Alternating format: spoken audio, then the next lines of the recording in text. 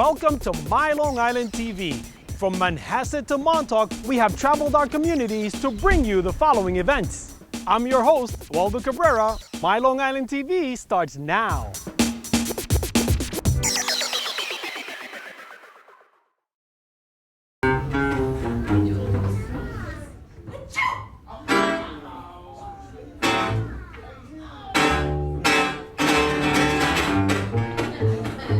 We're here today at the Long Island Children's Museum for part of the Puppets Take Long Island Festival. The festival is presented with Goat on a Boat Puppet Theater in Sag Harbor, and what it is a summer-long, island-wide puppetry spectacular.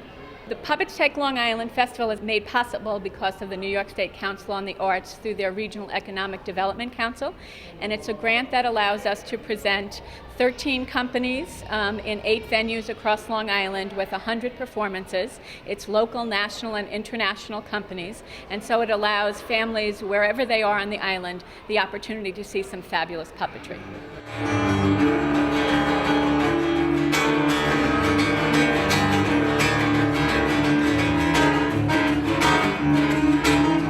The reason that the Children's Museum and Goat on a Boat specifically went after a grant for puppetry is that it's a wonderful introduction to the performing arts. So it allows children to be introduced to live performances, to music, to dance, to movement, and then it also provides a wonderful opportunity for intergenerational conversation. So children have the opportunity to talk to their parents and their grandparents about puppetry and how they've used it in their childhood.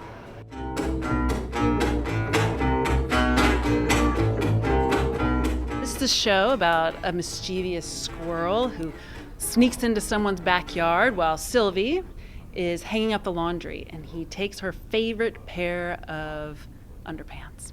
And so part of the show is trying to get back the underpants and going into mysterious worlds where everything comes out of the laundry basket.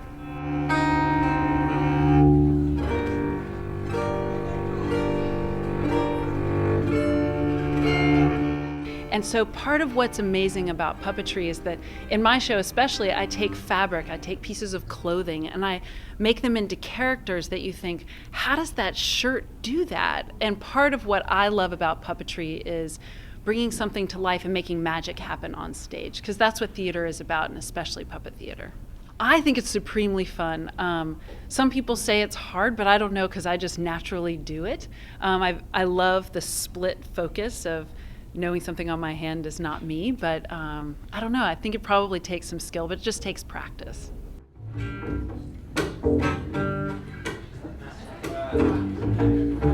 I think because I'm trained as a dancer, part of my expression is through my body. And something that I love is that telling stories without language, I can break barriers and travel around the world and people who don't hear, things that people aren't used to. I think that we get all the information we need. Sometimes you don't need to talk to tell a story.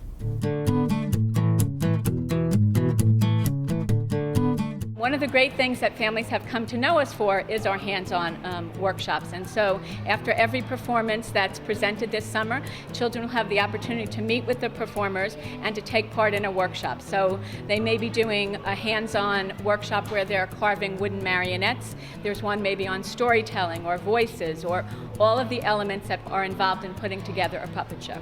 And so this is something that children can relate to, because when they're creating and when they're playing, they're creating worlds of all kinds of imagination. So whether it is today a squirrel who stole their underpants, or it is a story of Snow White, the children will have the opportunity to enter into a world that's been created totally for them.